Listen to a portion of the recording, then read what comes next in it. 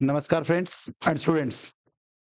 एक बार फिर से आपका आलम सर इंग्लिश ट्यूटोरियल में हार्दिक अभिनंदन, स्वागत।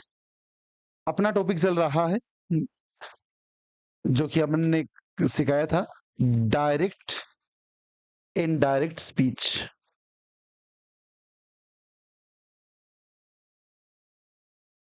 देखो, मैं कहना चाहूंगा जो भी स्टूडेंट नए आ रहे हैं चैनल पे, वो बिल्कुल जब भी उनको टाइम मिले टेंस के वीडियो जरूर देखें, क्योंकि टेंस का देखने से एक फायदा क्या होगा, क्योंकि जो आपका आरएस है, रिपोर्टेड स्पीच है, उसके अंदर कोई टेंस के वाक्य दिए जाते हैं और हमें उनको टेंस बदलना होता है।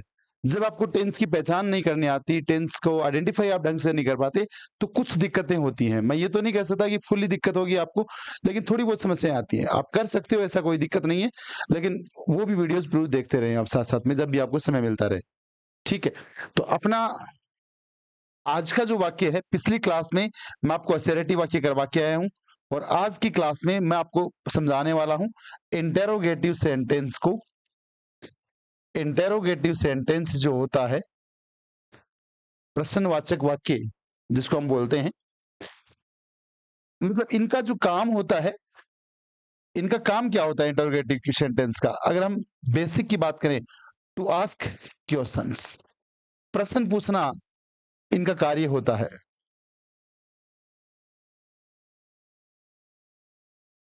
इनका जो कार्य होता है, टू आस्क क्वेश्चन, ये प्रश्न पूछने का काम करते हैं।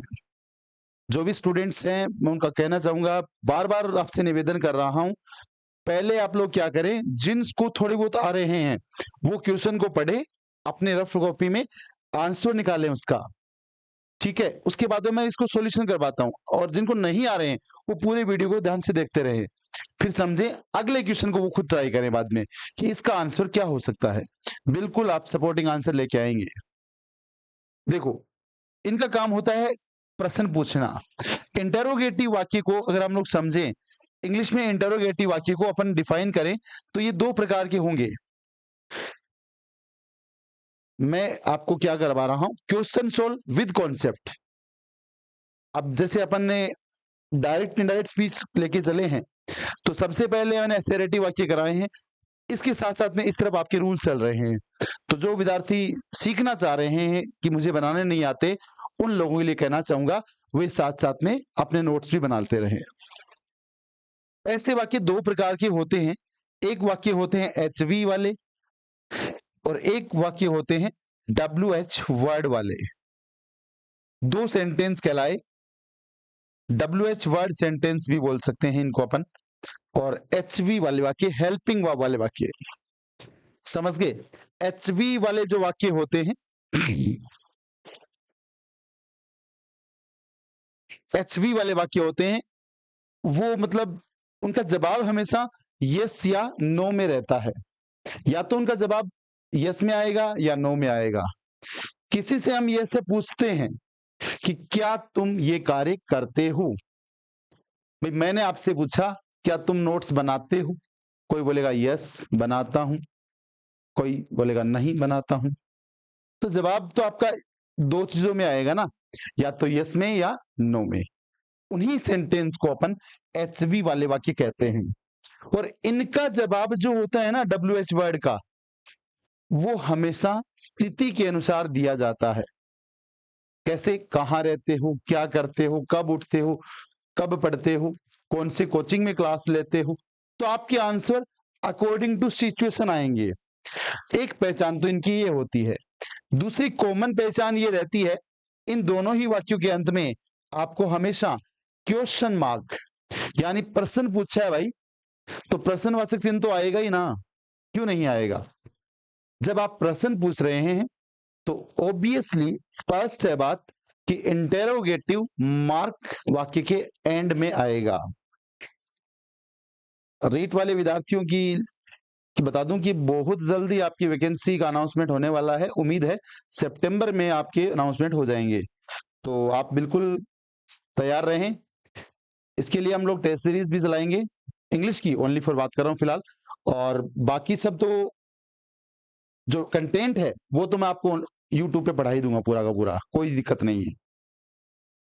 तो आप सबसे पहले जितने भी इस चैनल से रीड की क्लासेस जो विद्यार्थी ले रहे हैं इंग्लिश की स्पेशली, वो विद्यार्थी जोड़ के रखें, अपने नोट्स बनाते रहें, क्योंकि ये सारे टॉपिक्स इंग्लिश वाले कैंडिडेट के लिए आने हैं, बिल्कुल श्योर बात है। आजकल जो सेकंड पेपर और कर रखा है उसमें सब्जेक्ट का वेटेज है, आप लोग जानते हो, तो उस सब्जेक्ट के वेटेज में तुम्हें बहुत फायदा मिलने वाला है ये इन सारे टॉपिक्स का। और जो पहली बार अपीयरिंग होते हैं उनको बिल्कुल स्ट्रॉन्ग ग्रामर के साथ जाना चाहिए। बाकी टीचिंग मेथड और ये सब ज्यादा दिक्कत नहीं करता है, स्टार्टिंग लास्ट में आप लोग पढ़ लेना, 2-3 महीने में हो जाएगा। ग्रामर अपनी अपडेट रखो अच्छी तरीके से, वो कब थोड़ी बहुत करवा देंगे अच्छी तरीके से, कोई प्रॉब्लम वाली बात है नहीं। तो एचवी वाले वाक्य होते हैं ना, वो आपके होते हैं डू, डज, डिड, ऐसे ही आपका is, am, are, has, have, had. इसी प्रकार से जैसे वोज या वर, या तो ये हेल्पिंग वर्ब्स होती हैं या कोई भी मॉडल वर्ब्स हो सकती हैं, जैसे कैन वाला, कुड वाला, मे वाला, माइट वाला, सेल, शुड, विल, वुड। देखो कई बच्चे बोल रहे थे मेरे को कि सर आप पे थोड़ा स्क्रीन से पूरा हट जाया करो, इतना देखो ऑनलाइन क्लास में हटना पॉसिबल नहीं है। आप क्या करें, स्क्रीनशॉट ले लें, बाद में आप लिख लेना उसको, क्योंकि देखो बाद में काफी लंबा वीडियो चला जाएगा, काफी लंबा हो जाएगा, जिसको आप लोग सभी जानते हैं कि इतना समय लोगों के पास, सबके पास होता नहीं है कि वो पूरा मतलब इसको कर सके। तो इसलिए मेरा जो वीडियो अभी 45 मिनट के 50 मिनट के आ रहे हैं, उसी के अंदर मैं चाहूंगा कि आपको कॉन्सेप्ट भी समझ में आ जाए, आपके नोट्स भी बन जाएं और आपकी क्वेश्चन भी निकल जाएं। तो ये स्टूडेंट्स एचवी वाले वाक्य हैं सारे के सारे, और ये डब्ल्यूएच वर्ड के वाक्य हैं, जिसमें आपके वेहन होगा, वेहर होगा, वाई होगा, हाउ होगा, ठीक है। ऐसे डब्ल्यूएच वर्ड से कब, क्यों, कहां, कैसे, ऐसे जो चीजें आएंगी वो डब्ल्यूएच वर्ड के होंगे। हम टॉपिक कर रहे हैं इंटरोगेटिव सेंटेंस, डायरेक्ट इनडायरेक्ट के इंटरोगेटिव सेंटेंस कर रहे हैं। इनका काम होता है प्रश्न पूछना। ये दो प्रकार के वाक्य होते हैं, एक होते हैं एचवी वाले और दूसरे होते हैं डब्ल्यूएच वर्ड वाले। मैं आऊंगा कॉन्सेप्ट के ऊपर। ये था इसका बेसिक फंडामेंटल, और बेसिक फंडामेंटल के बाद में 1 मिनट का समय दे रहा हूं। जो विद्यार्थी स्क्रीनशॉट लेना चाहें पहले इसका लेके रखें, बाद में इसका कॉन्सेप्ट क्या है वो पूरा अगली स्क्रीन के ऊपर समझाऊंगा, और लास्ट में आपको क्वेश्चन समझाऊंगा इसके बारे में कि इसका प्रश्न हम लोग कैसे सोल्व करेंगे। तो I hope that you have done. उसी को लेके चला हूं, आप ये मत सोचना क्वेश्चन मैंने भगा दिया, कहीं नहीं गया, यही है आपके आसपास ये क्वेश्चन, वापस आपको मिल जाएगा। क्योंकि बहुत सारे स्टूडेंट ये सोचते हैं, क्योंकि इस चैनल में काफी सारे आपको 10th क्लास से लेके रीड सेकंड ग्रेड तक के विद्यार्थी इस चैनल से जुड़ रहे हैं, तो ऐसा ना सोचें, बिल्कुल सारी चीज कॉन्सेप्ट बेसिस आपको करवाई जाएगी। इंटरोगेटिव सेंटेंस को मैं बता रहा था, इंटरोगेटिव सेंटेंस के अंदर एक होंगे आपके एचवी वाले वाक्य और एक होंगे डब्ल्यूएच वर्ड वाले वाक्य, समझ गए। एचवी वाले वाक्य को मैं यहां पे लिख रहा हूं, एक आपके एचवी वाले वाक्य और दूसरा मैंने लिख दिया डब्ल्यूएच वर्ड के सेंटेंस।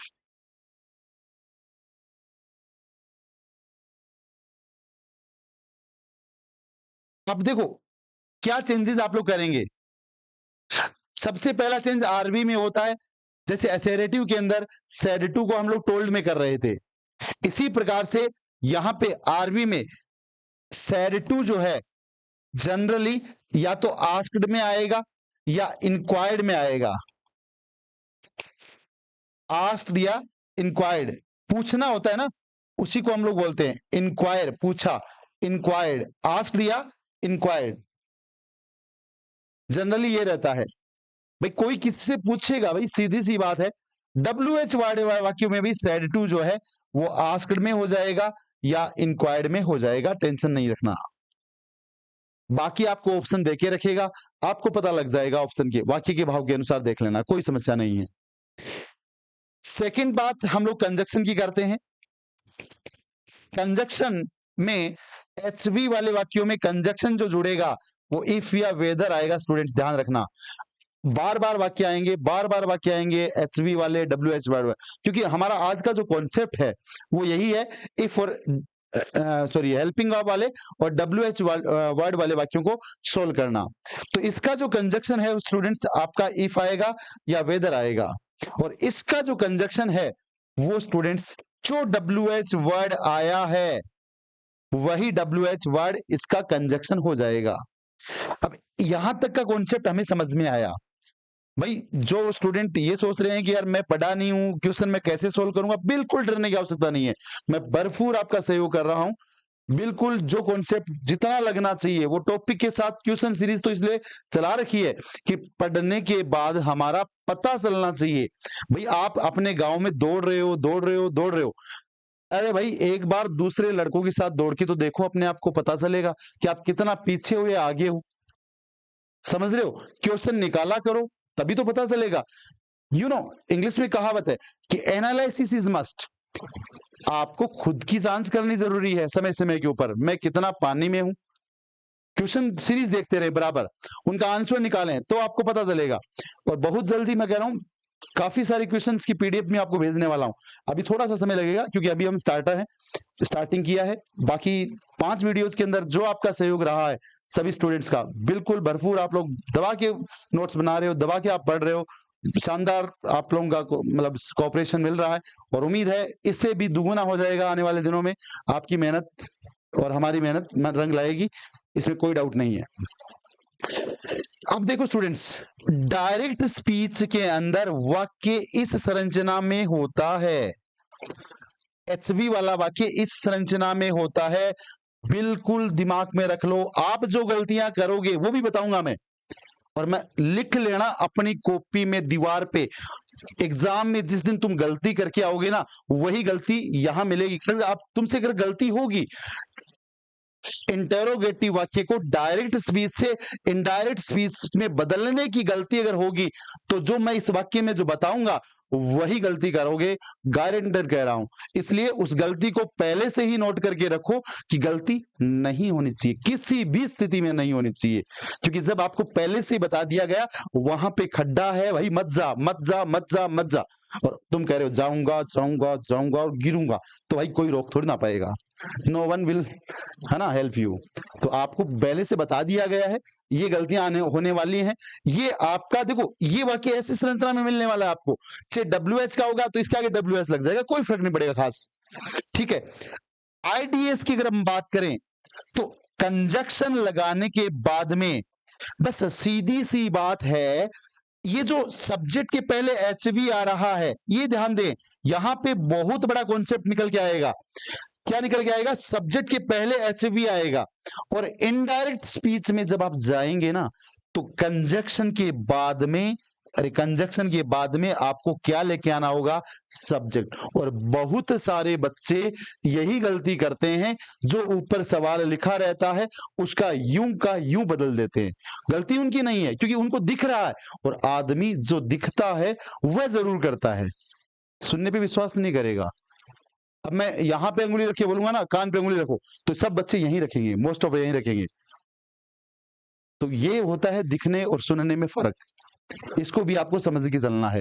ये गलती होती है, मैंने मेरे लाइफ के अंदर बहुत सारे बच्चों में देखी है।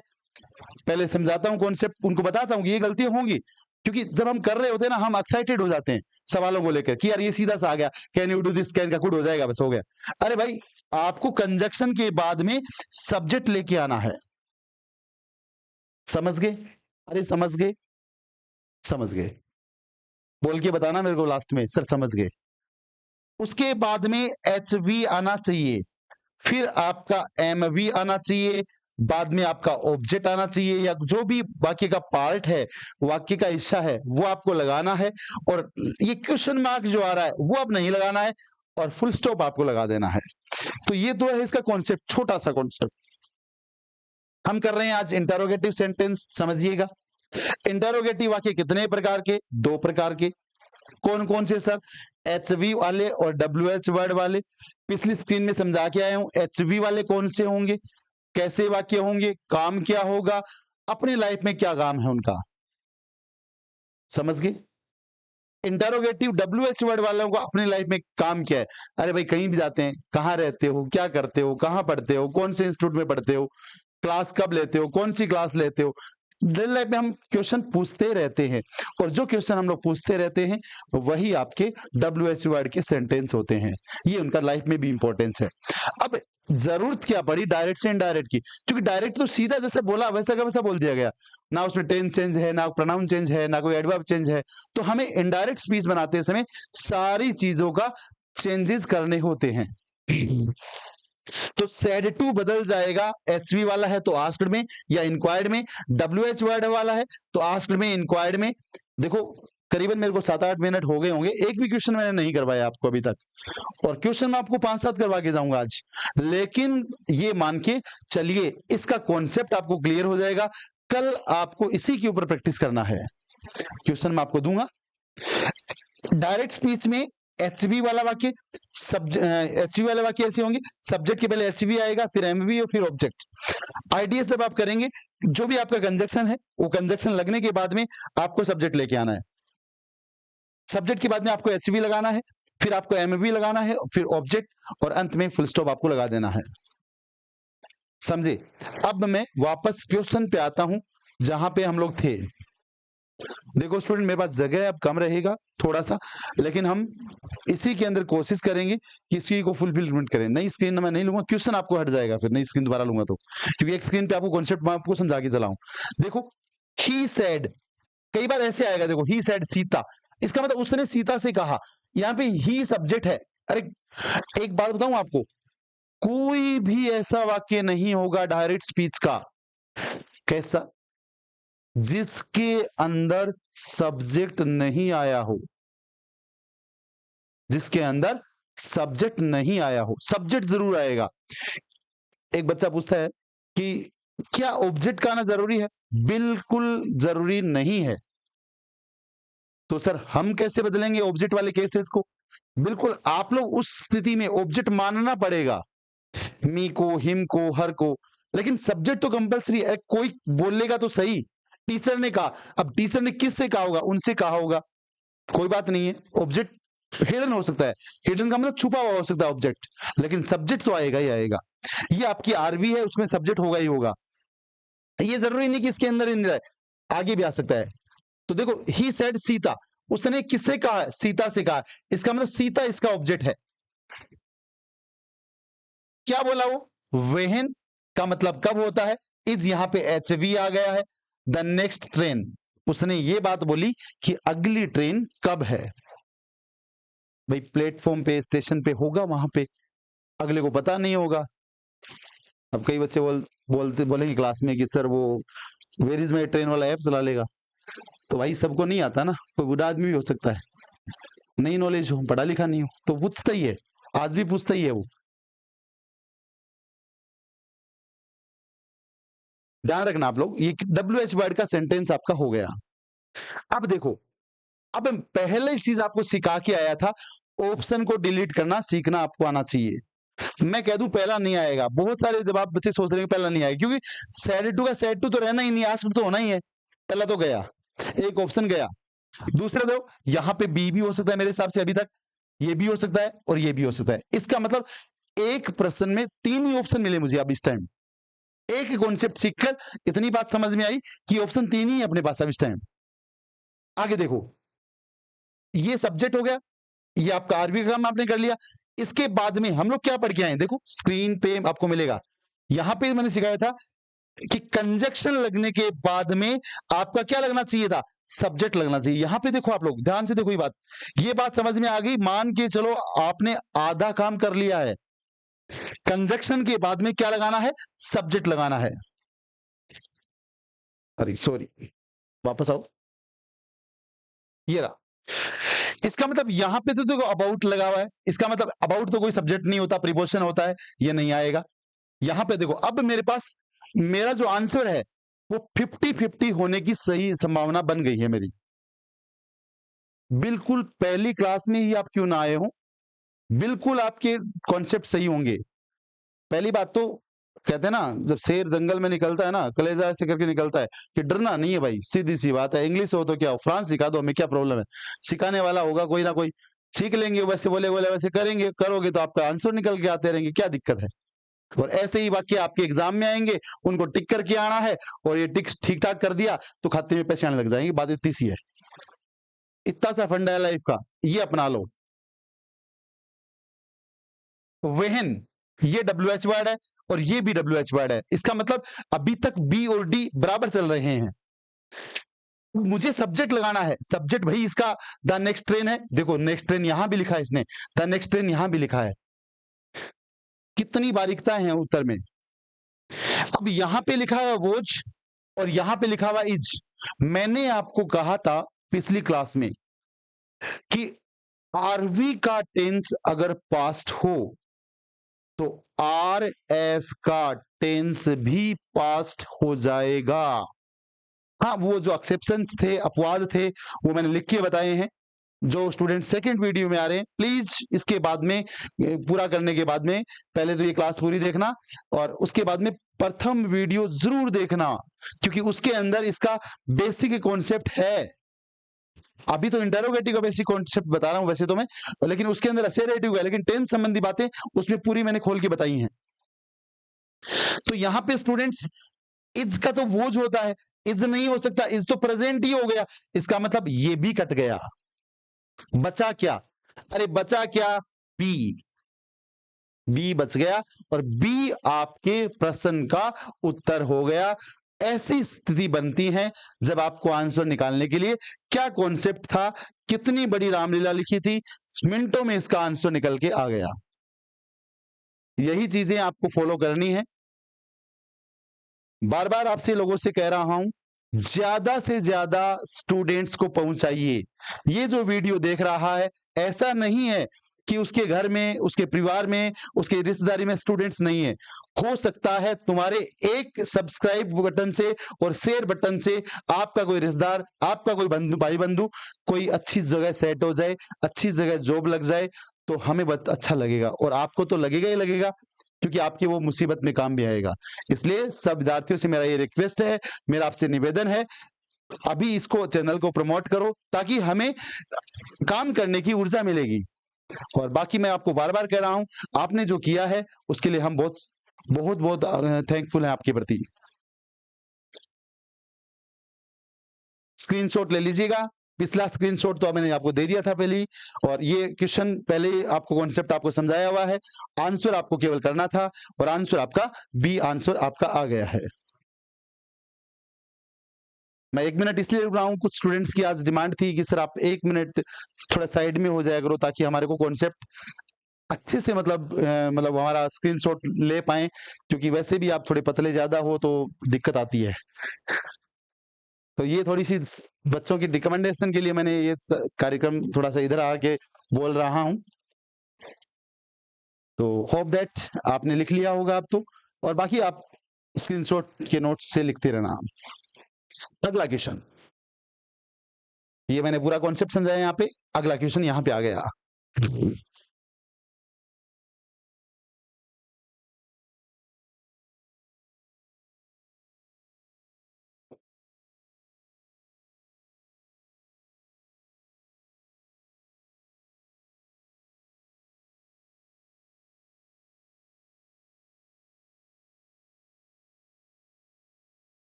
क्वेश्चन देखिएगा, क्वेश्चन लिखा हुआ है, वे fair said to me, do you know the way to the Asiad village? वैसे स्टूडेंट्स, थोड़ी सी मैं रीट वालों के लिए बात कर देता हूं। अगर इस वर्ड का अगर आप फोनेटिक ट्रांसक्रिप्शन करें, बाकी डायरेक्ट इनडायरेक्ट से इसका कोई लेना देना नहीं है, बिल्कुल कंफ्यूज मत होना। अभी जो बच्चे नॉर्मल एग्जाम दे रहे हैं, केवल रीड सेकंड ग्रेड इंग्लिश वाले, उन्हीं के लिए लिख रहा हूं। फोनेटिक ट्रांसक्रिप्शन करें, बाकी आपको उच्चारण सबको ही करने आने चाहिए, इसमें कोई बड़ी बात नहीं है। ये इसका उच्चारण हम लोग जनरली इसका विलेज करते हैं, बट इसका फोनेटिक लिखूं, ये स्लैंट डालूं यहाँ पे, ये हो गया वी। देखो वोकल कॉर्ड, अगर आपका ये नीचे वाला जो होठ है और ये नीचे वाले दांत से अगर टच हो रहा है तो ये वह को वी पढ़ेंगे, और वाव इसके अंदर आपके जो होठ हैं दोनों खुलेंगे, उस कारण से आपको डब्ल्यू पढ़ना है हमेशा। तो ये हो जाएगा वी, ये हो जाएगा ली, और ये हो जाएगा जय। ये जय लिखते हैं इसको। ये इसका जो फोनेटिक ट्रांसक्रिप्शन होता है वो स्टूडेंट्स विलीज होता है। समझ गए? विलीज के नाम से इसको पढ़ते हैं हम लोग, तो ये आपको समझ में आनी चाहिए। बाकी अपना क्वेश्चन वहां पे है, वहीं पे केवल रीट वाले विद्यार्थियों को लिख रहा हूं। आपको सारा का सारा बेस्ट से बेस्ट फोनेटिक्स आपको सिखाया जाएगा विद कॉन्सेप्ट। चलो आगे बढ़ते हैं, अपने क्वेश्चन पे आते हैं। डायरेक्ट इनडायरेक्ट का क्वेश्चन है, सबसे पहले जब भी प्रश्नवाचक चिन्ह देखो, जब भी आप प्रश्न देखो तो आपको ये जानकारी होनी चाहिए कि ये वाक्य एचवी वाला है, अरे या फिर ये वाक्य डब्ल्यूएच वर्ड वाला है। ये वाक्य एचवी वाला है या डब्ल्यूएच वर्ड वाला है। तो भाई सीधी सी बात है, डब्ल्यूएच वर्ड तो यहां पे है नहीं, क्वेश्चन मार्क जरूर लगा हुआ है, तो वाक्य है एचवी वाला। कॉन्सेप्ट में अभी आपको समझा के आया हूं, क्या इसका कॉन्सेप्ट रहना चाहिए। अब देखो एचवी वाला सेंटेंस होता है, अभी थोड़ी देर पहले भी सिखाया था, डायरेक्ट स्पीच के अंदर, डायरेक्ट स्पीच के अंदर एचवी रहेगा, सब्जेक्ट रहेगा, मेन वर्ब रहेगा, ऑब्जेक्ट रहेगा, अंत में क्वेश्चन मार्क रहेगा। जब इसको आप लोग इनडायरेक्ट स्पीच में बदल देंगे तो आपको कंजक्शन लगाना है, जो भी कंजक्शन आए उसके बाद में सब्जेक्ट लिखना है। सामान्यतः आपको एचवी लिखनी होती है, उसके बाद में एचवी का मतलब हेल्पिंग वर्ब, सहायक क्रिया, फिर आपको मेन वर्ब लिखनी होती है, मुख्य क्रिया, फिर आपको ऑब्जेक्ट लिखना होता है और अंत में आपको फुल स्टॉप लगाना होता है। ये आपका सेंटेंस स्ट्रक्चर होता है जिनका आपको ध्यान में रखना है। अब देखो, सबसे पहली बात, इंटरोगेटिव वाक्यों में आप लोग क्या करके आए थे, चाहे एचवी वाला हो चाहे डब्ल्यूएच वर्ड वाला हो, सेड को हम लोग करके आए थे आस्क्ड में, और कंजक्शन आप लगा के आए थे। कंजक्शन की अगर हम लोग बात करें तो कंजक्शन आपका आया था इफ, आस्क्ड और कंजक्शन आपका इफ, एचवी वाले वाक्यों में। और डब्ल्यूएच वर्ड वाले में तो डब्ल्यूएच वर्ड होता ही है, जो अभी थोड़ी देर पहले समझा के आया हूं। तो देखो यहां पे हम लोग देखते हैं, यहां पर भी आस्क्ड है, यहां पर भी आस्क्ड है, यहां पर भी आस्क्ड है और यहां भी आस्क्ड है। इसका मतलब अभी ऑप्शन में सारे हैं, आपका आंसर अभी आप हटा नहीं है, कोई ऑप्शन यहां तक हट नहीं पाया है। यहां पर भी इफ है, यहां भी नहीं हटा, यहां भी इफ है, यहां भी इफ है और यहां भी दैट आ गया। ये देखो, एक वो दैट भी आ गया और यहां पे इफ भी आ गया। इसका मतलब ये ऑप्शन डिलीट हो जाएगा, डी आपका आंसर नहीं होने वाला है। समझ में आ गई बात? डी क्यों नहीं होने वाला है? क्योंकि दैट और इफ दोनों तो नहीं हो सकते हैं। अब यहां पर देखो, इफ यहां पे है, यहां पे है और यहां पे है। अब आपको समझना है, कंजक्शन पहला हम लोग टेंस सॉरी आरवी में चेंज करते हैं, दूसरा हम लोग कंजक्शन लगाते हैं और तीसरा क्या करते हैं हम लोग, प्रोनाउन चेंज, जो पिछले वीडियो में मैंने आपको समझाने की कोशिश की थी। इसका एक टेबल भी चलता है, जब टेबल के समय संबंधित क्वेश्चंस आएंगे पूरे तो मैं टेबल की बात करूंगा। यहां पर अगर हम बात करें तो यहां पे यू है सब्जेक्ट, तो यू कौन सा पर्सन होता है? देखो एक ट्राइंगल समझ लो ऐसे,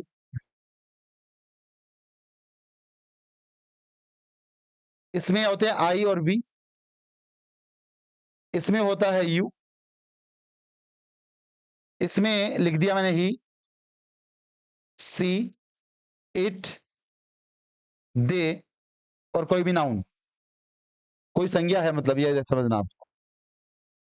ये फर्स्ट पर्सन से चेंज होंगे, सॉरी ये फर्स्ट पर्सन है, ये सेकंड पर्सन है और ये थर्ड पर्सन है। आप लोग जानते हो, फर्स्ट पर्सन सब्जेक्ट से, सेकंड पर्सन ऑब्जेक्ट से, third person no change. First person बदल जाएगा सब्जेक्ट के अकॉर्डिंग, सेकंड पर्सन बदल जाएगा ऑब्जेक्ट के अकॉर्डिंग और थर्ड पर्सन में आप कोई चेंजेस नहीं करते हैं। और आर एस में प्रोनाउन संबंधी सभी परिवर्तन आर वी के अनुसार करेंगे। ये आपकी आर वी होती है, बार बार बताया जा रहा है। और ये इन्वर्टेड कोमा में जो बंद भाग है वो आपका आर एस है, ये वाला पार्ट आपका आर एस कहलाएगा। ये मैंने एक ट्राइंगल बनाया है, इसको आप बहुत समझ लेना। यहाँ पे अलग अलग कोण है, ये फर्स्ट पर्सन है, ये सेकंड पर्सन है और ये थर्ड पर्सन है। फर्स्ट पर्सन बदल जाएगा सब्जेक्ट से, सेकंड पर्सन बदल जाएगा ऑब्जेक्ट से और थर्ड पर्सन में आप कोई चेंजेस नहीं करने वाले हैं। ठीक है, अब देखो यू कौन सा पर्सन, मुझे सब्जेक्ट लेके आना है, अरे भाई मुझे सब्जेक्ट लेके आना है। क्यों लेके आना है सर सब्जेक्ट? अरे भाई पिछली स्क्रीन पे जाओ ना, ये देखो यहाँ पे स्क्रीन पे क्यों जाओ, यहाँ देख लो आप लोग, कंजक्शन लग गया। कंजक्शन के बाद क्या लगना चाहिए? अरे कंजक्शन के बाद क्या लगना चाहिए? सब्जेक्ट लगना चाहिए। कंजक्शन के बाद में सब्जेक्ट लगना चाहिए। तो सब्जेक्ट इसमें क्या आ रहा है? देखो सब्जेक्ट यू है, और यू कौन सा पर्सन है? सेकंड पर्सन है। और यहां पे इस कोण पे जाओ, यू किससे बदल रहा है? ऑब्जेक्ट से। ऑब्जेक्ट में तो मी है, तो मी का मुझे सब्जेक्ट बनाना पड़ेगा। इसका मतलब आई वाला सही होगा। आई यहां पर भी है, आई यहां पर भी है, और आई यहां पर भी है, लेकिन ये तो गया यहां से, डी तो पहले काट दिया। अब यहाँ पे ही क्यों आ गया? ही तो नहीं आना चाहिए था, क्योंकि आई आना चाहिए था। देखो ऐसे निकलते हैं ऑप्शन, ऐसे ऑप्शन डिलीट होते हैं। जब आप ऑप्शन को डिलीट करना सीख जाओगे, बिल्कुल आप कॉन्सेप्ट पे हो, ये मानो आप। अब आपका 50% सही होने की पॉसिबिलिटी बन गई। अब एक छोटी सी बात बताऊंगा जिससे पूरा उत्तर समझ में आ जाएगा आपको 1 मिनट के अंदर। भाई देखो डू बदलता है डिड में। बच्चे सोच रहे हैं sir conjunction subject helping up लगाना है, इसमें हेल्पिंग अप पड़ी है, क्योंकि डू प्रेजेंट सिंपल में आता है, डिड पास्ट सिंपल में आता है। लेकिन डू डज की यही तो खास बात है कि ये सिंपल वाक्य में प्रयुक्त नहीं होंगे। अरे ये सिंपल वाक्य में यूज नहीं होंगे। इसका मतलब यहां पे डिड नहीं आना चाहिए, क्योंकि वाक्य असर्टिव में जाएगा। और उस स्थिति में जो मेन वर्ब नो है, जानना, इसका हमें सेकंड फॉर्म लिखना पड़ेगा, क्योंकि पास्ट सिंपल का, पास्ट सिंपल आप टेंस पढ़े थे, वहां पे आपने सिंपल स्ट्रक्चर देखी थी, सब्जेक्ट के बाद में आपको सेकंड फॉर्म लगानी होती है। डिड सिंपल वाक्य में यूज नहीं होता। अरे डिड सिंपल वाक्यों में यूज नहीं होता, आपको नहीं करना है। क्यों? सिंपल वाक्य में यूज नहीं होगा, नेगेटिव वाला वाक्य तो बन नहीं रहा है यहाँ पे। तो इसका मतलब सब्जेक्ट का सेकंड फॉर्म लगानी है, और यहां डेट लगा हुआ है, यहां पे डेट लगा हुआ है, इसलिए काट दूंगा इसको मैं। ये knew the way to the acid village, knew the way to the acid village, ये बी आपका आंसर सही हो गया। अब इसको आप स्क्रीनशॉट ले लें। बिल्कुल पूरा कॉन्सेप्ट समझा दिया है। एचवी वाला वाक्य आ गया है, डब्ल्यूएच वर्ड वाला वाक्य आ गया है, और सबसे बड़ी बात, ये वाक्य एसएससी की परीक्षाओं में आए हुए हैं। सारे के सारे सेंटेंस मैंने एक एक क्वेश्चन जो आपको करवाया है, कोई ना कोई एग्जाम का हिस्सा है, ठीक है ना। अगला सवाल स्क्रीन पे है, सवाल अपने लिए।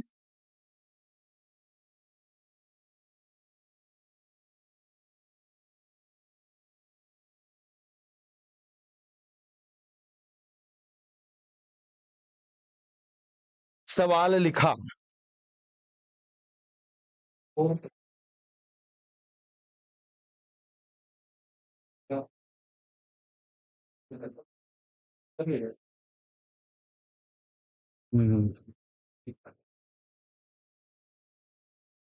बहुत बढ़िया सवाल।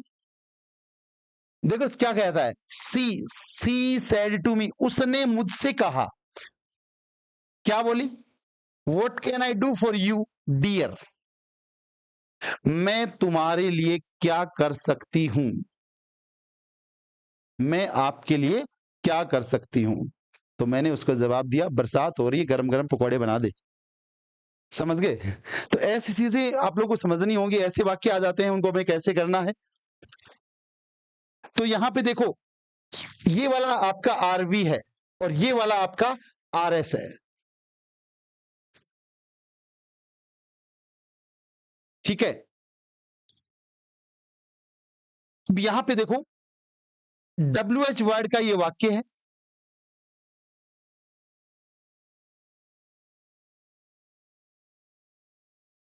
ठीक है। डब्ल्यूएच वर्ड का ये वाक्य है, सैड टू बदल जाएगा आस्क्ड में, कंजक्शन आपका डब्ल्यूएच वर्ड ही आ जाएगा, कंजक्शन आपका डब्ल्यूएच वर्ड ही आ जाएगा। और डायरेक्ट स्पीच में डब्ल्यूएच वर्ड वाले वाक्य की सेंटेंस स्ट्रक्चर ये रहता है, subject helping verb, helping verb से पहले सॉरी सब्जेक्ट के पहले हेल्पिंग वर्ब, फिर मेन वर्ब, ऑब्जेक्ट वगैरह है तो आप लगा देंगे। आईडीएस इनडायरेक्ट स्पीच जब बनाएंगे तो कंजक्शन आपका डब्ल्यूएच वर्ड ही आ जाएगा। और ध्यान में रहे स्टूडेंट्स, डब्ल्यूएच वर्ड ये आपका इस समय कंजक्शन का काम करेगा, और कंजक्शन के बाद में आपको सब्जेक्ट लेके आना है, बार बार आपको कह रहा हूं। बार बार आपको कह रहा हूं, कंजक्शन के बाद में आपको सब्जेक्ट लेके आना है, फिर आप HV लेके आएंगे, फिर आप MV लेके आएंगे, फिर आप ऑब्जेक्ट लेके आएंगे, बचा हुआ वाक्य का भाग लिखेंगे और फुल स्टॉप आप लगाते। तो सवाल था, she said to me what can I do for you dear. तो यहां पे देखो आस्क्ड लिखा हुआ है, आस्क्ड लिखा हुआ है, आस्क्ड लिखा हुआ है, आस्क्ड लिखा हुआ है, अभी तक सारे ऑप्शन चल रहे हैं। अब आप सोच रहे हैं अफेक्शनेटली कहां से आ गया। ये डियर शब्द को हटाने के लिए मुझे यहाँ पे ये शब्द ऐड करना है, कोई भी सभी वाक्यों में दे रखा है तो कोई ज्यादा दिक्कत करेगा नहीं है। WH वर्ड, ये कंजक्शन आ गया WH वर्ड, यहां तक सब कुछ ठीक चल रहा है। सब कुछ ठीक नहीं है भाई, अरे सब कुछ ठीक है नहीं है, क्या ठीक नहीं है, देखो कंजक्शन इसने इफ लगा दिया, एक ऑप्शन को निकाल दिया बाहर, बच गए कितने, 3। तो यहां पे अपना कॉन्सेप्ट कहता है, क्या कहता है, WH वर्ड के बाद में सब्जेक्ट लेके आइए। सब्जेक्ट इसके अंदर कौन था, आई, और आप लोग जानते हो अभी मैंने आपको सिखा के आया था, आई और वी जो होते हैं उसको हम लोग फर्स्ट पर्सन में रखते हैं, और फर्स्ट पर्सन बदलता है किसके अकॉर्डिंग, सब्जेक्ट के अकॉर्डिंग बदलता है। तो यहां पर आई है, ये सब्जेक्ट मुझे लेके आना है, और आई जो है वो सब्जेक्ट से बदलेगा, सब्जेक्ट में लिखा हुआ है सी, इसका मतलब WH वर्ड के बाद में मुझे सी लिखना चाहिए था।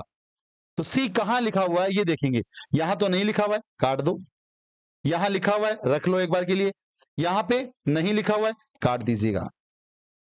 कंपटीशन वाले वाक्यों का तो, कंपटीशन वाले स्टूडेंट्स का तो वाक्य हो गया सॉल्व, और जिनको लिखकर आना है, क्वेश्चन दिया हुआ है बनाकर आना है, ऑप्शन नहीं है, उनके लिए अभी आगे और देखो। सी लिख दिया, ठीक है, समझ में आ गया। अब देखो यहां पे सब्जेक्ट के बाद में आपको HV लेके आना होता है। HV आप लोग जानते हो कैन है यहां पे। देखो मॉडल वर्ब में आप लोग क्या चेंजेस करेंगे, देखो कैन अगर आएगा इसको बदल देंगे, डायरेक्ट स्पीच में कैन अगर आएगा इनडायरेक्ट स्पीच में कुड कर देंगे, डायरेक्ट स्पीच में मे अगर आएगा इनडायरेक्ट स्पीच में आप माइट कर देंगे, सेल अगर आएगा इनडायरेक्ट स्पीच में आप शुड कर देंगे, ठीक है ना, विल अगर आएगा इनडायरेक्ट स्पीच में आप वुड कर देंगे। ये मॉडल के अंदर चेंजेस रहते हैं जिनका आपको ध्यान रखना है, कोई और वाक्य आए तो समस्या नहीं बने। इनडायरेक्ट स्पीच में पास्ट सिंपल आएगा, वैसे मैं ये वाली क्लास पिछली क्लास में आपको समझा के आया हूं, पास्ट परफेक्ट में बदल देंगे, पास्ट परफेक्ट टेंस में बदल देंगे। और आप लोग जानते हो पास्ट सिंपल सब्जेक्ट के बाद सेकंड फॉर्म होता है, और पास्ट परफेक्ट सब्जेक्ट के बाद में हेड आएगा, और हेड के बाद वर्ब की थर्ड फॉर्म आएगा। और अगला एक और होता है पास्ट कॉन्टिन्यूस, पास्ट कॉन्टिन्यूस अगर आएगा तो वो आपका बदल जाएगा past perfect continuous. Past perfect और पास्ट परफेक्ट कॉन्टिन्यूस खुद चेंजेस नहीं होते हैं, जिनका आपको ध्यान रखना है। स्क्रीनशॉट लेते जाएं ताकि आपको कोई आगे और वाक्य आए तो उन्हें करने में समस्या नहीं आए। वुड सी लिख दिया, कुड यहां पे आ गया, डू मैन वर्ब है, फर्स्ट में आ जाएगा फॉर। अब आप यहां सोच रहे हैं यू, भाई यू ऑब्जेक्ट है, यू कौन है यहाँ पे, ऑब्जेक्ट, और यू वर्ब के बाद में आया है, इसका मतलब ऑब्जेक्टिव केस भी है।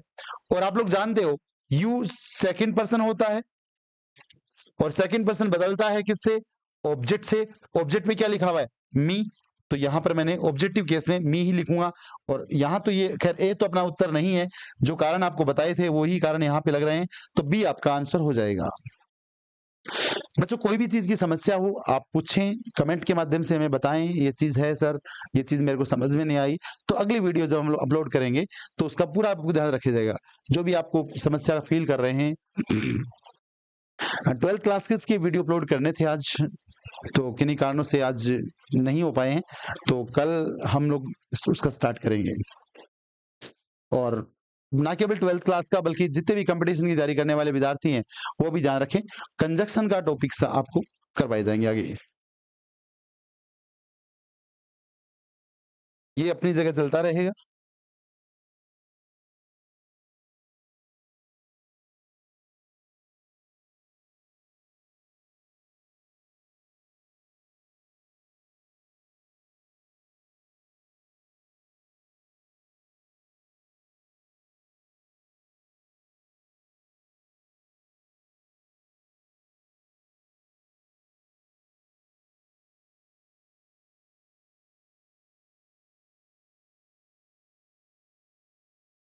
यहाँ पे थोड़ा सा योर है, ध्यान रखना। इसके अंदर मैं आपको प्रोनाउन टेबल को भी समझाने की कोशिश करूंगा। स्टूडेंट्स, वाक्य हम कर रहे हैं इंटरोगेटिव सेंटेंस। आपको बता के आया हूं इंटरोगेटिव एचवी वाले और डब्ल्यूएच वर्ड वाले। सबसे पहले एचवी दिखे एचवी वाला हो जाएगा, डब्ल्यूएच वर्ड दिखे डब्ल्यूएच वर्ड वाला हो जाएगा। उसके रूल लगाते चलो। Teacher said to the boys, teacher ने बॉयज से कहा। क्या बोला? अब ध्यान रखना है, आस्क्ड को देखना है पहले। ये आस्क्ड है, ये आस्क्ड है, ठीक है। यहां पे या तो बी आंसर होने वाला है या डी आंसर होने वाला है, क्योंकि वाक्य कैन से स्टार्ट हुआ है। और आपको सबसे पहले जो स्क्रीन था मेरा, उसमें आपको समझा के आया हूं कि जब वाक्य एचवी वाला होगा तो सबसे पहले एचवी आएगा। तो यहां पर सेड टू का आस्क्ड बिल्कुल ठीक है, यहां पे ये बात समझ में आती है, ठीक है। कंजक्शन इफ या वेदर होना चाहिए, तो यहां तो कुछ वाक्य सुटेबल ही नहीं लग रहा है, क्योंकि कांट वगैरह ये नहीं आएगा सीधा। रिक्वेस्ट द बॉय, कंजक्शन लगाया नहीं, टू लगाया, टू नहीं आता इंटरोगेटिव में, ये भी नहीं आएगा आंसर। अब वेदर आंसर हो सकता था, हम बात करेंगे। Can you sit still and do your work, whether they could still and do their work। अब यहां पे देखो, तो टोल्ड यहां पे नहीं होना चाहिए था, क्योंकि आस्क्ड होना चाहिए था, तो ये भी ए भी निकल गया। आंसर तो आपका डी होने वाला है। अब ये आंसर बना कैसे, आंसर आया कैसे, इस विषय में हम लोग बात करेंगे। तो कंपटीशन वालों के लिए बहुत इजी सा काम होता है, कंजक्शन वगैरह आरबी वगैरह ढंग से देख के अगर वो कर सकते हैं। आगे का कॉन्सेप्ट मैं आपको समझा रहा हूं, तो इनको समझने की कोशिश करें। अब देखो, आप लोग जानते हो कि जब इनडायरेक्ट स्पीच बनाते हैं एचयू वाले का, तो हमें कंजक्शन लगाने के बाद में सब्जेक्ट लेके आना होता है, फिर अपने को एच भी लगानी होती है, फिर एम भी लगानी होती है, फिर बचा हुआ पार्ट लिखना होता है। ये अपना कार्य रहता है। तो यहां पर देखो, यू मेरा सब्जेक्ट है। यू कौन सा पर्सन है? सेकंड पर्सन है। सेकंड पर्सन में क्या लिखा हुआ है? बॉयज। कभी भी नाउन नहीं लिखा जाएगा, प्रोनाउन लिखा जाएगा। तो इस कारण से यहां पे दे लिखा हुआ है। बॉयज को हम दे लिख सकते हैं, क्योंकि लड़के बहुत सारे हो गए, तो दे अपने मान सकते हैं इसको। तो ये हमने दे कर दिया। यहाँ पे कैन का कुड लिख दिया, कोई दिक्कत नहीं है, पास्ट टेंस चला जाएगा। सिट स्टिल हो गया, एंड डू। अब कई बच्चे बोल रहे हैं सर योर का ये देर कैसे होगा, ये समझ नहीं आया। तो देखो, यहाँ पे एक स्क्रीन ले रहा हूं और मैं आपको एक प्रोनाउन टेबल लिख रहा हूं पूरी। ये है प्रोनाउन टेबल, इसको समझ लेना एक बार, इसको थोड़ा सा याद भी कर लेना और समझना पहले। एक है सब्जेक्ट, एक है स्टूडेंट्स ऑब्जेक्ट। ऑब्जेक्टिव केस बोल दो, सब्जेक्टिव केस बोल दो। एक होता है पजेसिव। पजेसिव के अंदर दो आएंगे, एक होगा पजेसिव एडजेक्टिव और एक होगा पजेसिव प्रोनाउन। और स्टूडेंट्स, एक होगा रिफ्लेक्सिव। देखो, एक होता है फर्स्ट पर्सन आई, एक वी, ये हमारे फर्स्ट पर्सन होते हैं। एक होता है यू, ये अपना सेकंड पर्सन होता है। एक होता है ही, एक होता है सी, एक होता है इट और एक होता है दे। ही वह एक लड़का, सी वह एक लड़की, इट कोई वस्तु, दे वे सभी। यू आप सभी, आप खुद, आई मैं और वी हम। इसका ऑब्जेक्ट करेंगे तो ये मी हो जाएगा, वी का ऑब्जेक्ट करेंगे तो यस हो जाएगा। यू का सब्जेक्ट भी यू होता है और ऑब्जेक्ट भी यू होता है। तो ये वर्ब के पहले आया है तो सब्जेक्ट है, और वर्ब के बाद में आया है तो ये ऑब्जेक्ट है। ये पहचानने का तरीका होता है, वर्ब के पहले या वर्ब के बाद में। इसका ही का ऑब्जेक्ट हिम हो जाएगा, सी का ऑब्जेक्ट हर हो जाएगा, इट का ऑब्जेक्ट इट ही रहता है और दे का ऑब्जेक्ट देम हो जाएगा। इसकी बात करें तो ये माई हो जाएगा, ये आवर हो जाएगा, ये आपका योर हो जाएगा, ये आपका हिज हो जाएगा, ये आपका हर्ष होएगा, हर हो जाएगा सॉरी, और ये आपका इट्स हो जाएगा और ये आपका देर हो जाएगा। और इनकी खास बात ये है, इनके बाद में हमेशा आपको नाउन लिखना पड़ेगा। पजेसिव एडजेक्टिव की अगर हम बात करें तो ये बिना नाउन के कभी भी नहीं आएंगे, ये आपको ध्यान में रखना है। और ये प्रोनाउन है तो ये आपका माइन हो जाएगा, ये आपका आवर्स हो जाएगा, ये आपका योर्स हो जाएगा, ये आपका हिज होएगा, ये आपका हर्ष होएगा, यहाँ पे ब्लैंक रह जाएगा और यहाँ पे ये देयर्स हो जाएगा।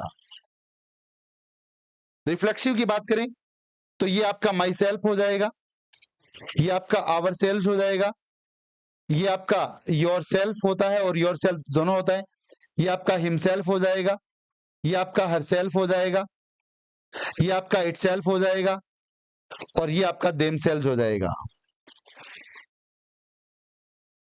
तो ये पूरी टेबल आपको समझना है, इसका स्क्रीनशॉट लेके रखें, हर जगह आपको काम आएगी। फर्स्ट पर्सन सब्जेक्ट से बदलेगा, जो जिसका रूप है वो हमें लिखना है। बार बार सवाल आएंगे, बार बार आपको समझाते चलूंगा, कोई दिक्कत नहीं है। एक बार इसका स्क्रीनशॉट ले लो। ये सब्जेक्टिव फॉर्म है, ये ऑब्जेक्टिव फॉर्म है, ये पजेसिव एडजेक्टिव प्रोनाउन दोनों है और एक आपका रिफ्लेक्सिव है। ओके, सवाल पे वापस आता हूं, एक मिनट। ये था सवाल और अब आपका आंसर भी आ गया, क्योंकि यहां पे योर है। योर आप लोग देख के आए हो टेबल में, योर क्या है? पजेसिव एडजेक्टिव है। अरे योर क्या है? पजेसिव एडजेक्टिव है। यू यू योर 3 नंबर पे आया है, वैसे समझे तो यहाँ पे योर जो है वो ऑब्जेक्ट से बदलेगा। तो दे का पजेसिव एडजेक्टिव क्या होगा? दे का पजेसिव की बात करें तो दे का ऑब्जेक्ट दे हैं, दे का सब्जेक्ट दे का ऑब्जेक्ट देम और इसका पजेसिव एडजेक्टिव हो जाएगा देयर। क्योंकि यू सब्जेक्ट है, इसका ऑब्जेक्ट भी यू होता है और इसका पजेसिव होता है योर। तो दे सब्जेक्ट है, इसका ऑब्जेक्ट आपका देम हो जाएगा और इसका पजेसिव एडजेक्टिव आपका देर हो जाएगा और ये आपका आंसर आ जाएगा। तो डी इसका उत्तर हो जाएगा आपका। देखो, एक प्रश्न का उत्तर निकालने के लिए आपको कितना कॉन्सेप्ट निकालना पड़ रहा है। यही इस क्लास की खास बात है। आपको बिल्कुल हवा में नहीं पढ़ाएंगे, एक एक कॉन्सेप्ट के साथ पढ़ाएंगे, जिससे आपको कभी लाइफ में दिक्कत महसूस नहीं होगी। अगला सवाल,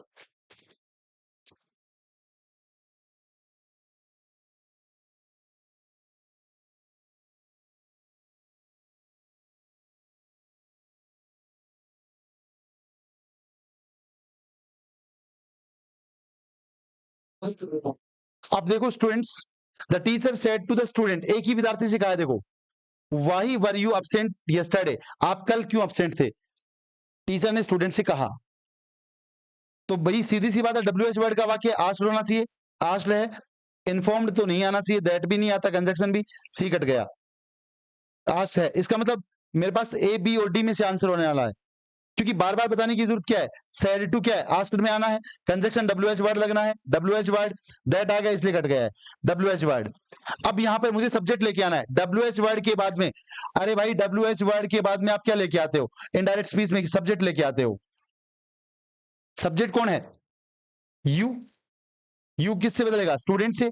इसका मतलब यहां पर तो ये देखो, जो मैं गलती आपको बता रहा था, अरे मैंने थोड़ी देर पहले, करीबन पहले इस सवाल में आपको बार बार बोला जा रहा था कि आप लोग ये गलती करते हैं, क्योंकि यहाँ पे वर लिखा हुआ है और बच्चा क्या सोचता है, वर तो सर पास्ट कॉन्टिन्यूस की हेल्पिंग अप होती है और past continuous past perfect continuous में जाता है और पास्ट परफेक्ट कॉन्टिन्यूस की, भाई past continuous past perfect continuous में बदलता है और पास्ट परफेक्ट कॉन्टिन्यूस की हेल्पिंग अप होती है हैड बीन। तो वो इस ऑप्शन को सही करके आ जाता है, तो वो आपका गलत हो जाएगा। आपको सब्जेक्ट लेके आना है, बार बार आपसे निवेदन किया जा रहा है। सब्जेक्ट यहां पर भी नहीं है, देखो भाई, यहां पर भी सब्जेक्ट नहीं है, इसका मतलब ये भी आंसर नहीं होना चाहिए। यहां पे सब्जेक्ट है, देखो, यू सेकंड पर्सन ऑब्जेक्ट से बदलेगा, स्टूडेंट, स्टूडेंट को मैं क्या बोल सकता हूं? ही। तो यहां पर ही है, यहां पे ये हेल्पिंग अप हो गया है, अब्सेंट। अब यस्टरडे को लिखते हैं प्रीवियस डे में, ये एडवर्ब की जो कुछ पॉइंट्स हैं वो भी आपको लिखवा दूंगा मैं। तो डी आपका आंसर हो जाएगा और ये आपका उत्तर भी हो जाएगा, सीधा है बिल्कुल, क्योंकि वर बदल जाएगा हैड बीन में, टेंशन नहीं लेना है। वर बदलता है हैड बीन में और यस्टरडे बीता हुआ कल इनडायरेक्ट स्पीच में बदलता है द प्रीवियस डे में। कोई दिक्कत नहीं, और लास्ट में फुल स्टॉप आपका लगना चाहिए। ये सवाल आपका आंसर निकल के आ गया।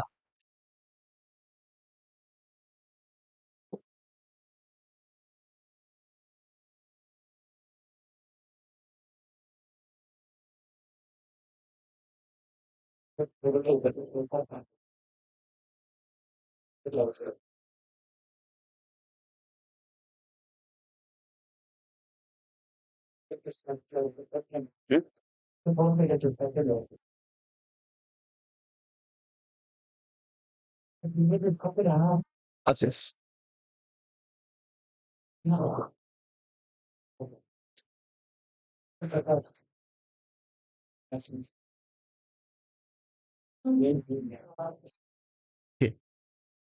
भी ये सवाल देखिएगा भाई, सीधी सी बात है, फादर सेड टू द सन, पिता ने पुत्र से कहा, ठीक है, why do you not start preparing for the examination this month, इस महीने तुम एग्जाम की तैयारी क्यों नहीं स्टार्ट करते हो?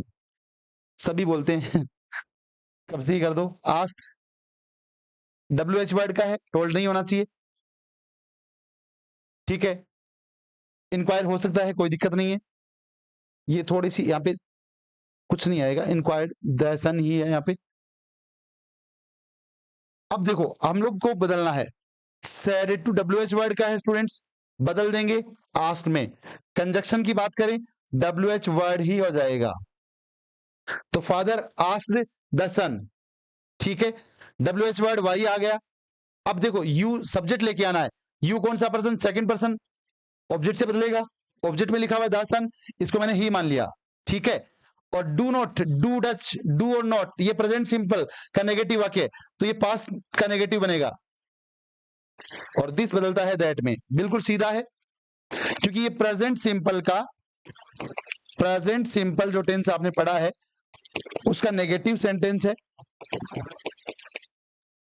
और ये बदल जाएगा पास्ट सिंपल के नेगेटिव में, टेंस में बताई हुई है।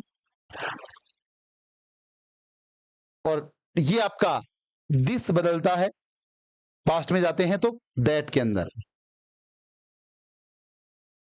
तो आंसर इसके अंदर भी आपका डी हो जाएगा। बाकियों में और में गलती है, डिड नहीं आना चाहिए था यहाँ पे, क्योंकि सब्जेक्ट से पहले डिड नहीं आ सकता, ये इसलिए गलत हो गया। इसमें सब कुछ ठीक किया था, inquired of the son why did not start preparing the examination, this को दिस ही रख दिया इसने, यहां पर ये गलती कर दी इसने, और ये वाला वाक्य ठीक ही है, डी आपका उत्तर हो जाएगा।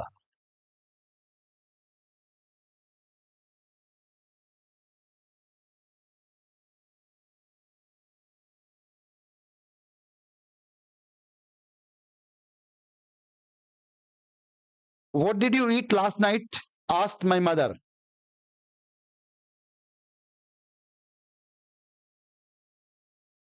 ठीक है, ये वाला सवाल देखो, WH वर्ड तो दिख ही रहा है। अब यहां पे देखो, व्हाट डिड यू आपसे पूछा है, इसका मतलब मी ऑब्जेक्ट मानना पड़ेगा, ये तो आस्क लाना चाहिए, यहाँ पे सैड है, गलत हो जाएगा, क्वेश्चन मी, और ये टेंस इसने बदला नहीं है इसलिए गलत हो गया, बता दूंगा, और ये भी गलत है, आंसर आपका बी होएगा। अब आंसर यहाँ पे बी क्यों होगा इसका बताता हूं, देखो माई मदर, ये तो सब्जेक्ट है, मेरी माँ ने पूछा, आस्क्ड, आगे यू लिखा हुआ है, इसका मतलब मी है, यहाँ पे ऑब्जेक्ट मी मानना पड़ेगा। अरे आगे लिखा हुआ है what did you eat last night, आपने क्या खाया था, इसका मतलब मेरी माँ ने किससे कहा, मेरे से कहा, ठीक है ना, तो इसलिए मी मान लिया है। अब व्हाट WH वर्ड आना चाहिए, आ गया। अब यहां पे यू है, यू कौन सा पर्सन, सेकंड पर्सन, बदलेगा किससे, ऑब्जेक्ट से, तो आई आएगा। डिड आता है पास्ट सिंपल टेंस में, और बता के आया हूं पास्ट सिंपल बदलता है पास्ट परफेक्ट में, डिड आता है पास्ट सिंपल में और पास्ट सिंपल बदलता है पास्ट परफेक्ट में, तो यहां पर पास्ट परफेक्ट की एचपी लगानी पड़ेगी, हैड, ईट का थर्ड फॉर्म कर दोगे ईटन, और यस्टरडे बदल जाएगा, सॉरी, और लास्ट नाइट, लास्ट के जब भी आए तो लास्ट को हमें बच्चा बदलिए प्रीवियस के अंदर, और ये आपका हो जाएगा नाइट। स्टूडेंट्स आपको एक बात बताता हूं, क्वेश्चन आज के कंप्लीट हो गए, कल आपको असर्टिव और इंटरोगेटिव के ऊपर क्वेश्चन सीरीज मिलेगी, उसको आपको सोल्व करना है अपने घर पे, अगले दिन आपको उसको सॉल्यूशन करवाऊंगा, और कल की क्लासेस में हम लोग कोशिश करेंगे 12th क्लास के लिए भी कुछ मैटर दें। तब तक के लिए आप सभी बच्चे अपने कॉन्सेप्ट्स को रेडी रखें, आज मैंने कोई होमवर्क आपको नहीं दिया है, बाकी अपने कॉन्सेप्ट्स को आप तैयार करते रहें। आज का कैसा वीडियो आपको लगा बिल्कुल अपने कमेंट्स के माध्यम से आप बताएं, आपको कोई भी समस्या फील होती है, कोई दिक्कत आपको महसूस होती है, तो आप हमें कमेंट करके माध्यम से आप हमें बता सकते हैं। बिल्कुल रेगुलर क्लास लें, तभी आपका कुछ अच्छा होगा। तो कॉन्सेप्ट्स में डाउट है आप बराबर पूछें, और मेरा प्रयत्न रहता है एक एक चीज आपको समझाऊं। जो आपको प्रोनाउन टेबल लिखवाई है यही आपका होमवर्क है, मानो आज इसको आप लर्न कर ली लिख लिख के, कौन सब्जेक्ट है कौन ऑब्जेक्ट है, क्योंकि आने वाली वाक्यों में ये बहुत काम आने वाली है आप लोगों के लिए। थोड़ा सा एडवर्ब का कॉन्सेप्ट बचा हुआ है कि कौन सी किस में बदलती है, वो भी मैं लिखवा दूंगा। टेंस लगभग लगभग हमने बता दिए हैं, और आरवी और जो कंजक्शन है, जैसे जैसे वाक्य आ रहे हैं वैसे वैसे मैं आपको बताता चल रहा हूँ। पहले असेरेटिव आया था, आज इंटरोगेटिव के 2 वाक्य किए थे, एक इंटरोगेटिव हेल्पिंग वर्ब वाले और दूसरे आपके और WH वर्ड वाले। ओके स्टूडेंट्स, कल इसी टाइम एक नया क्लास अपलोड होगा, तब तक के लिए good bye, have a nice day.